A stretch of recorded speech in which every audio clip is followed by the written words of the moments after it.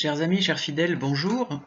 J'espère que vous allez bien, que vous profitez un petit peu du beau temps, que vous pouvez soigner votre jardin et aussi soigner votre âme. Je vous propose aujourd'hui un petit commentaire des textes de la messe du jour.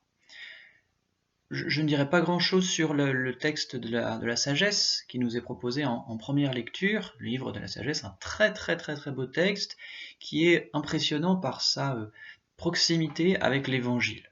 C'est très impressionnant de voir à quel point le Christ Jésus a réalisé les prophéties de l'Ancien Testament. Si vous relisez ce texte, vous verrez que c'est parfois mot pour mot, en tout cas des idées très proches de ce qu'ont pu dire les pharisiens de Jésus. Et Jésus, le Christ, est bien celui qui réalise l'espérance d'Israël, qui réalise ses prophéties. C'est une d'ailleurs des plus grandes preuves de la divinité du Christ, c'est qu'il réalise les prophéties faites sur lui bien avant sa naissance. Le livre de la sagesse a été écrit évidemment sans doute au deuxième ou premier siècle avant Jésus-Christ, et donc Jésus, qui évidemment n'était pas là à ce moment-là, eh bien réalise tout de même ce qui est écrit de lui déjà dans la Bible. Vous pouvez retrouver d'autres prophéties sur le Christ très intéressantes et qui aussi sont très précises parfois, nous donnent des éléments très factuels sur la crucifixion, sur la tunique qui est partagée par les soldats. Tout cela est prophétisé dans la Bible. Vous pouvez notamment relire le psaume 21 par exemple, ou le psaume 69. Je m'étends un petit peu plus sur l'évangile. Très bel évangile. Nous continuons notre méditation de l'évangile selon saint Jean, avec cet évangile qui tourne autour d'une question très simple, la question de la connaissance de Jésus. Les pharisiens, les juifs, pensent connaître Jésus. Et Jésus leur dit non. Vous croyez me connaître, mais savez-vous réellement qui je suis? Et sans cesse dans l'évangile, Jésus essaye de ramener ses auditeurs à une vraie connaissance de lui-même. Quand il pose cette question dans l'évangile de saint Matthieu, pour vous, qui suis-je? Les gens disent ceci, les gens disent cela, mais vous, que dites-vous que je suis? Et quand les gens viennent pour le faire roi, Jésus refuse. Il s'écarte. Ces gens qui veulent le faire roi n'ont pas vraiment compris qui il était. Et je crois que cet évangile nous pousse à nous reposer la question, pour moi, aujourd'hui, qui est Jésus?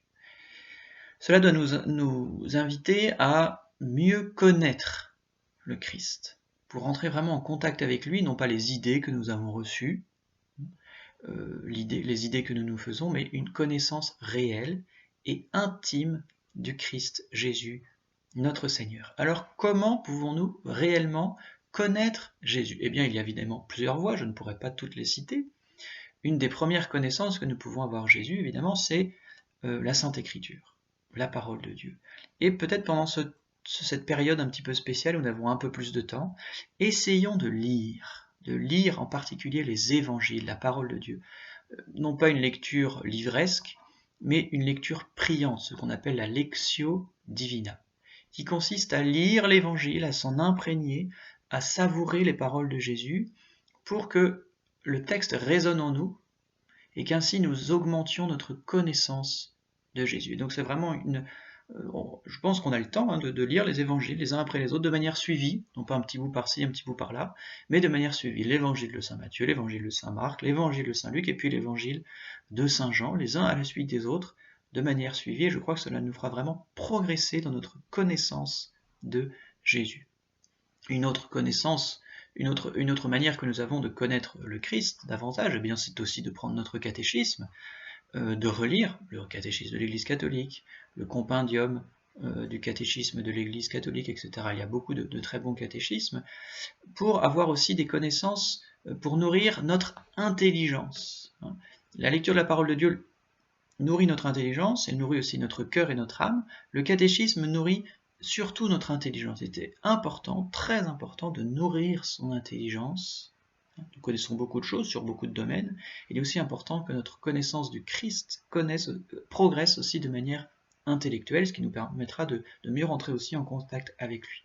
Et puis peut-être, ultime moyen que je peux citer ici, même si je l'ai dit, il y en a beaucoup d'autres, nous pouvons penser à la prière, évidemment.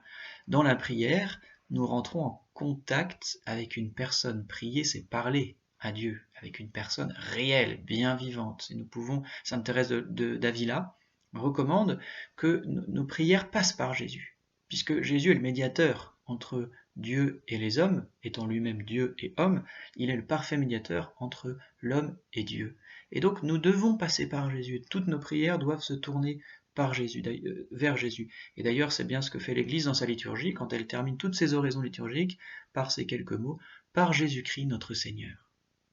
Donc, essayons de lire l'Évangile, de relire un petit peu quelques passages du catéchisme également, et puis de donner un petit peu de temps à Dieu dans la prière, en essayant de tourner notre prière vers Jésus, et à ce moment-là, nous pourrons dire que nous commençons à connaître Jésus, même si cette connaissance nous débordera toujours, parce que le mystère du Christ est infini, mais petit à petit, nous rentrons dans ce mystère pour l'aimer.